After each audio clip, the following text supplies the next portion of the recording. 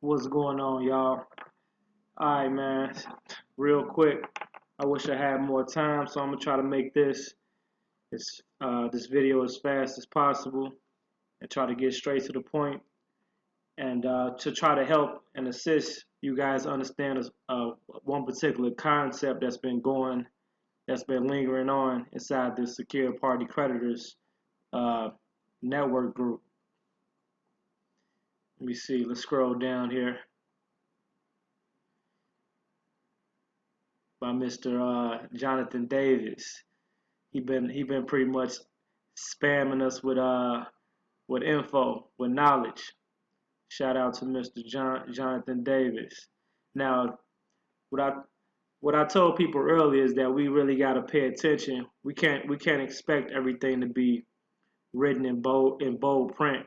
We have to understand how to or know how to or know when to dissect information and how to put the pieces of the puzzle together when people are laying them out for you. You know, so this is a perfect example. Like you see, he's posting here. Did you know that we can use money order from the post office to fund your trust account? So you got people going crazy and shit, right? There's one way to now. This is what started. This is what started everything yesterday. This is one way you can discharge a bill or a debt. Now this has been the topic of discussion for a minute now, because forever. Because everybody want trying to find ways to purchase things, to discharge and get rid of bills and debt. So he says, let's say you have a light bill that is $150, and you go to the post office and you get a money order for $150, and then you do a UCC1 on that money order value, to value it, then assign it to the light company. All right. Then mail it registered mail along with the terms of acceptance of that instrument, and watch what happens. All right. Now I'm not in Mr. Jonathan Davis. I'm not in his mind, so I don't know how he thinks, what he's thinking. This is his concept that he shared. Now, the whole concept behind creating our own money orders as secure party creditors is not new up under the sun.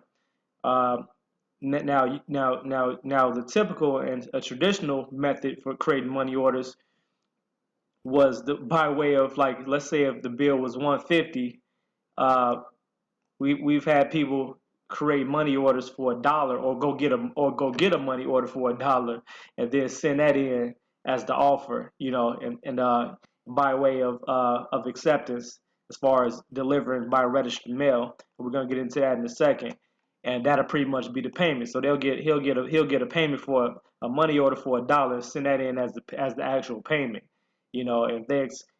but since they accepted it, they have to accept it, by law.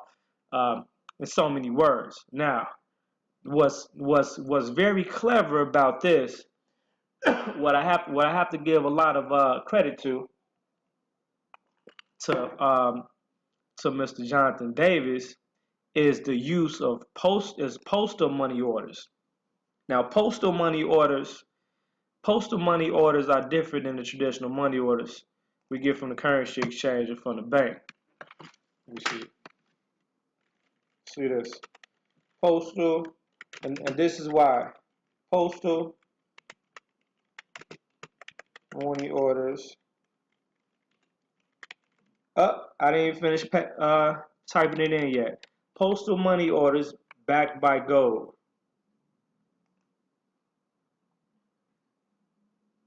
Postal service plans, inflation-proof stamps like gold-backed dollars, blase, blah, blase, blah.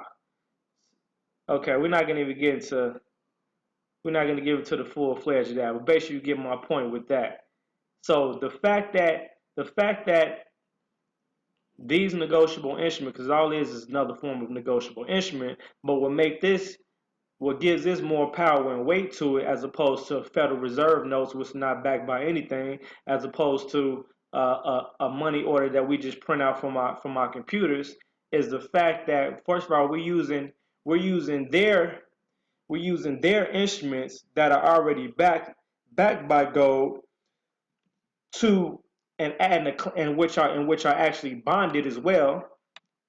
That money order is insured. That's why they have bond numbers on the. Let me see. Postal money order.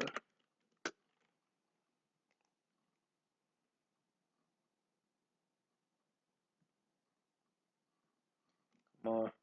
All right, so let's get a good one. Okay, so look, you see that right there? These bond numbers, these are bond numbers here. This is the bond number. And check this out. Not only so we have a bond number. I want y'all to look real. I want y'all to really look because usually when we go to the well, first of all, I know a lot of us not even used to or probably haven't even uh, used the postal money order because we used to get money orders from the currency exchange. You see what I mean? We go to the post office just to deliver mail or to send out mail. But let's look real close to this at this instrument right here, and let's look close to get a better glimpse and to get a different perspective of what this is. Let's forget about the whole aspect of you giving cash in return for this instrument right here. Let's say you had a whole notebook or booklet full of money orders to the point where you're pretty much used to dealing with them. You'll notice after a while that you'll be like, serial number, okay. So for those of us that are not still in our rookie year of secure party creditorship, we understand with the importance and significance of serial numbers or bond numbers on presentments. Okay.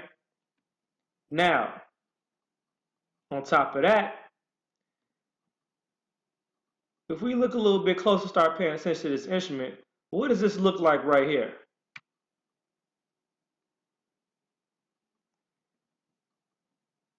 One, two, three, four, five. Yeah, okay. This is starting to look like a count number and a routing number.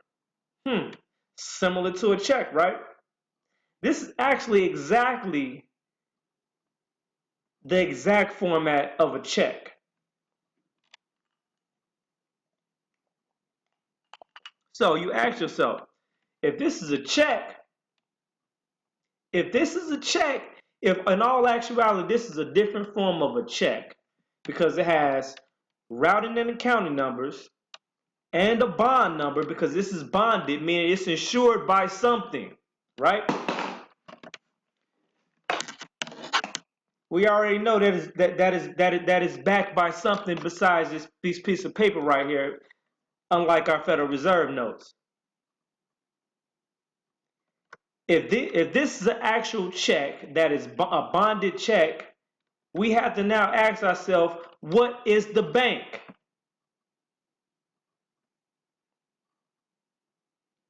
What bank is this? I'll let you guys sleep on that one. Now, okay, another huge confusion that we having on this post right here. Let me try to find one. We're going to get to the registered mail part, and we're going to get to UCC in a second. Let's see, all the funds back there. Okay, all funds from the UPU are backed by gold under the HJR 192 gold, and it's not accepted as payment. All right, blah, blah, blah, blah, blah. Let me see.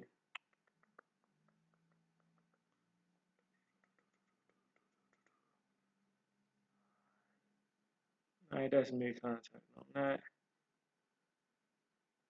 Look, he says it right here. How about get a postal money order for $1 and then add a 5 or a 0 to that? I mean, yeah. See, he just said the same thing that people used to do. The man lawful money is another remedy. All right, so I want to find the actual comment. Okay, so basically,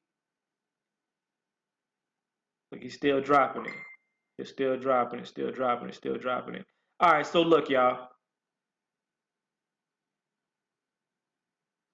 Look, people are confused to what he's saying here as far as they say, okay, if my light bill is $150 and I go to the post office, I have to, because people we are because the people are only programmed to operate the way they've been operating until you introduce and explain a whole nother concept and the way of it. Okay, if in order to get $150 money order, traditionally we know we have to go into the post office or the currency exchange, whatever like that, and spend actual money or Federal Reserve notes to obtain that $150 money order. True. Facts. So you're gonna have to front some money for this process. You're gonna have to front the money. Now, what makes this concept more powerful, besides, okay, we already talked about the power. First of all, we need to go deeper into understand the power of the post office. We're not going to go into this on this video. Understand the power of the post office. We just acknowledged and seen proof that the money order is actually a check, a bonded check, and a bonded insured check that is backed by gold. On top of all that, we're realizing that the post office is actually a bank. On top of all that, we know we have to spend money to make money. So yes, you're gonna front the money to create the new negotiable instrument, and because what that instrument is backed by is gonna have better benefits, of which should give us greater results in the long run as far as usage. We're gonna take that. We're gonna spend that $150. We're gonna take that money order, and we're gonna claim it inside of our collateral on our UCC. Now, if you have not, I'm dealing with two issues at one time. If you have not already processed an initial UCC1 filing, which is this right here. This is an example from the state of Florida. If you have not already done an initial UCC filing, which claims all of your initial collateral and all of the main things that you need to claim to create separation between you and your debtor, which is your straw man or your corporation. That is one of the main purposes outside of making claims and stuff like that and claiming property and stuff like that. Before you can properly do that and successfully do that and lawfully do that, you have to create separation. You have to produce separation between your debtor and your creditor. You cannot operate as the corporation, and the corporation cannot operate as you. You have to create separation. And what I mean by separation, that is the one of the main purposes of the UCC1. Once you claim that initial superior title over everything, because remember this. On this initial filing, you're going to tell them the debtor is the transmitting utilities, okay? Claiming the certificate of live birth.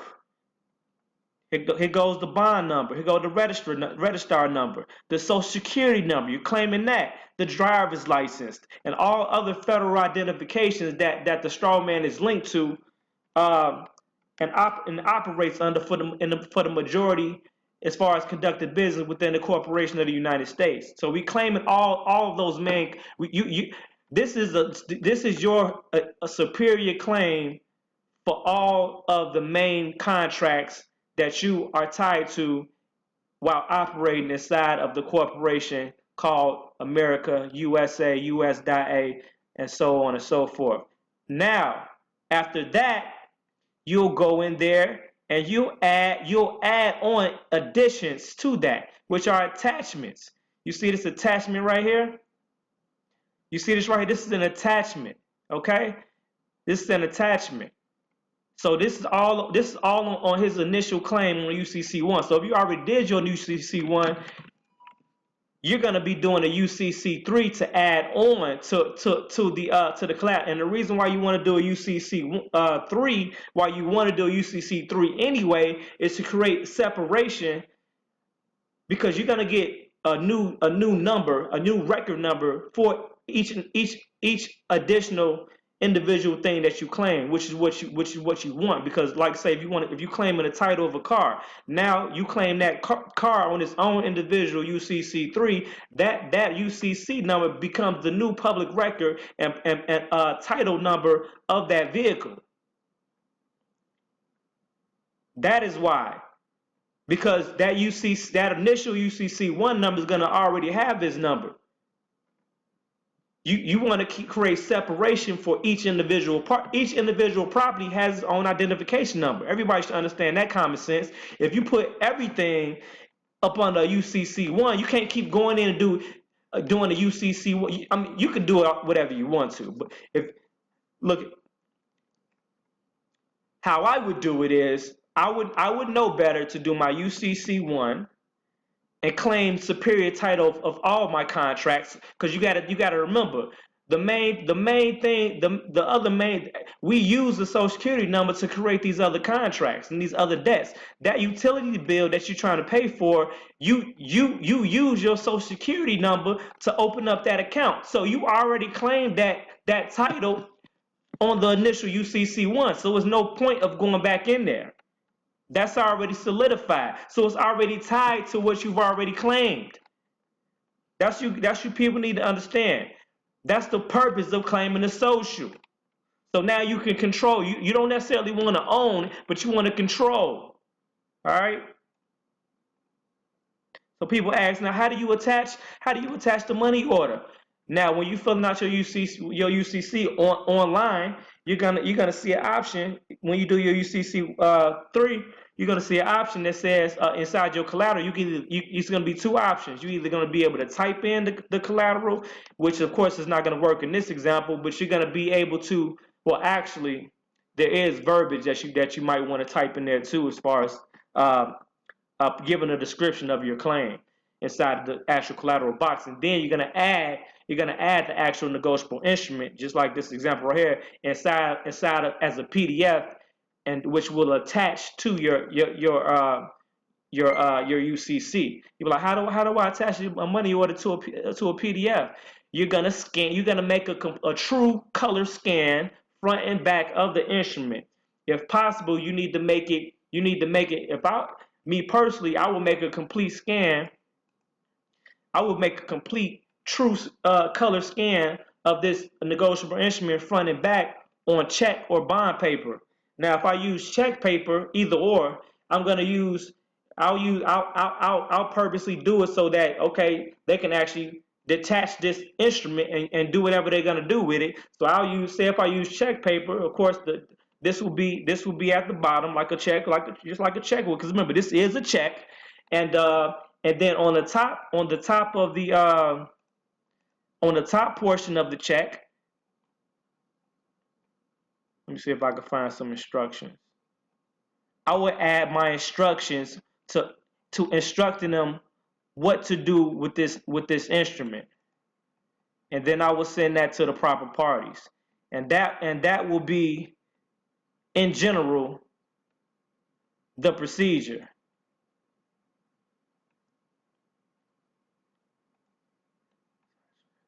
Trying to see if I can see, try to find an instruction so you guys can see how instructions for negotiable instruments, or at least an example of instructions that go with the negotiable instrument. Nah. See, I gotta dig. I'm working. All right, so look, we're gonna skip past that, but I basically told you everything on that. I just wanted to show you too. All right, what's another thing that people was misunderstanding on that? Let's go back to it. Oh, okay, yeah. So they say, yeah. So if I gotta spend money, if I gotta spend $150 to get $150, that means I still spent $150.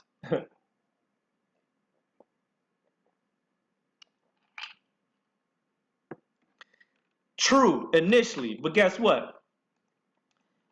Once you take this negotiable instrument that you purchased with the Federal Reserve notes, and you make a true copy of it and turn it into a new presentment, because you're gonna present, you get a new presentment, and you're gonna deliver it to them by way of new offer, registered mail. And why you gonna use registered mail? Because registered mail is what you use when you're dealing with any type of money that has anything to have with monetary value or money.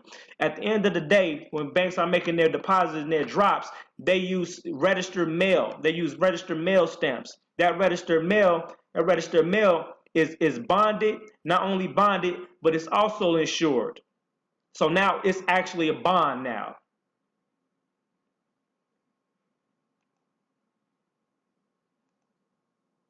So that's double insurance right there. That's a double threat right there. Triple threat. The postal money order, which is a check, the UCC claim, the claim on the UCC, and delivery by way of registered mail, man, game the fuck over. Now, before I forget, after you create that true copy of your instrument, and you claim that instrument on the UCC as an attachment, like I showed you, guess what you're gonna do now? You're gonna take that. You're gonna take that $150 postal money order, because you didn't write on it yet. You didn't fill anything out yet. It's still blank. So what happens when you still have a blank postal money order? I'm pretty sure many of us have had a money order before, and we planned on cashing it, or planned on giving somebody. Then we said, "Fuck it, we need to go ahead and cash it," and we took it right back. We took it right back and got a refund and got our money back. So after you duplicate this, in so many words, after you duplicate this instrument, and you customize this instrument and give instructions to this instrument, and you claim this instrument, it becomes yours, and it still exists because it was already produced, and it's already bonded, because it already has a serial number, and it's already connected to the bank. So no matter if it has paper form or not, that's this negotiable instrument is still living. Just like we can make payments over the phone by check, and without having a live check, and only having an account and route number. This is what I'm telling y'all. So you don't have to keep the physical version in your possession, and you've already made a physical copy of the physical copy. Now you take that shit back, get a refund, get your fucking money back, and be on your happy way. So that's basically what I believe the concept was. Uh, Mr. Jonathan can go ahead and correct me, fill in the blanks or whatever. But that's basically, this is still an example of how you need to at least try to start to dissecting information and putting pieces of the puzzle together when people are giving information to you. This dude been on here. He been posting for the past 24 hours, dropping shit, piece by piece, piece by piece, piece by piece, constantly dropping it, constantly dropping it, constantly dropping it, piece by piece by piece by piece by piece. Look, you have a check.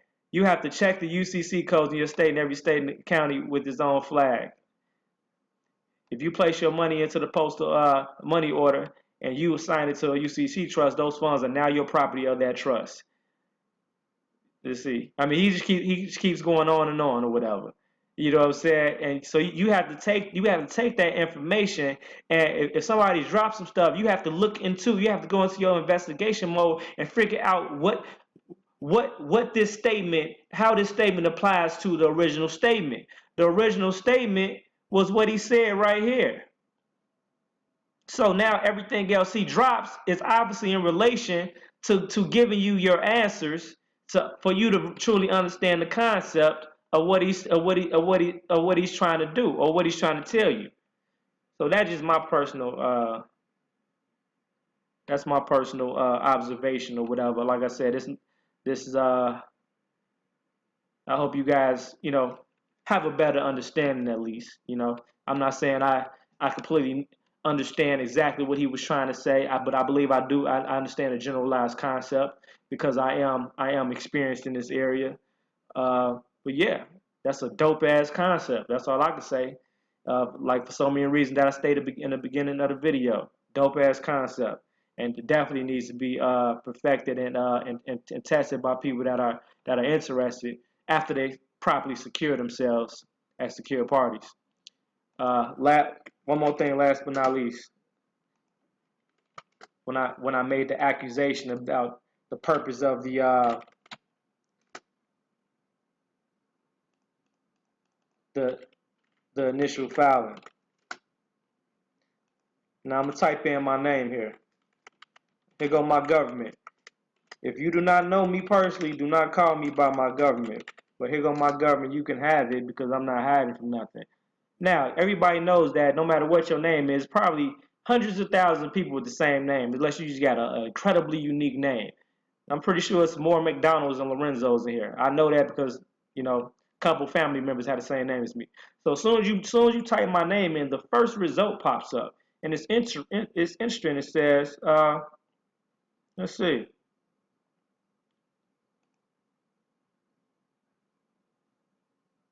Oh, secured party. Washington State Department of Licensing, Uniform Commercial Code. My name spelled correctly as a secured party. Here's the individual name.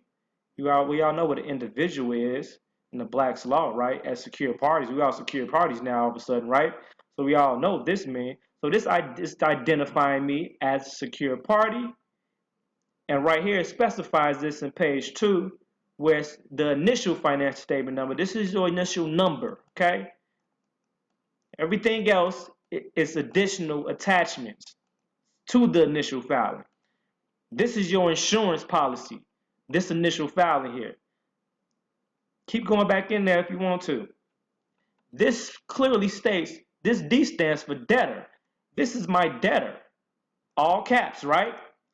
This is the debtor's address, the hospital that he was born in, because it ain't me. All right? And this is the secure party.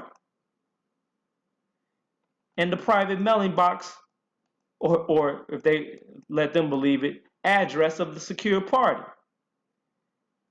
Now you can operate as a secure party operating commerce because you created separation, proper separation. You can try to discharge debts if you want to, still operating as the corporation, and see what happens.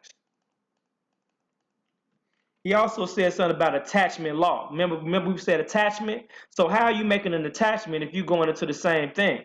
So an attachment is a legal process by which the court of law, at the request of a creditor, designates specific property owned by the debtor can be transferred to the creditor or sold for the benefit of the creditor. What is a UCC3? An attachment, an added amendment attachment. Okay? Let's quit getting confused. We can't be smart asses before we graduate now, okay? I know this information is powerful when people get ahead of themselves, But let's calm down. Matt, you can read a million books until you have some experience, some successes, some losses. You can't say anything. You can't jump up. See here. Let's look him up again. Let's look this guy up again.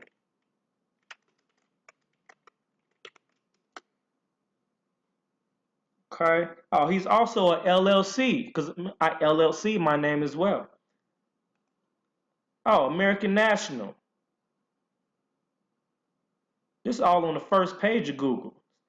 Let's see. The following state residents have declared state residency status within the government of the United States of America, which places the state resident in one of these United States in the original union. This places them in the original union. If you guys know what that is, you need to look it up. All right. The government of the United States of America will maintain its record as a service to the state until the American nationals of the particular state have their own great registry. Peacetime social compact agreement, declaration of rights, residence on the firm American national for the United States of America, state residence. Now this list is very short here, but let's go ahead and speak it down and see, define yours truly. Where's he at? Where's the guy at? Hope I didn't get fired, y'all.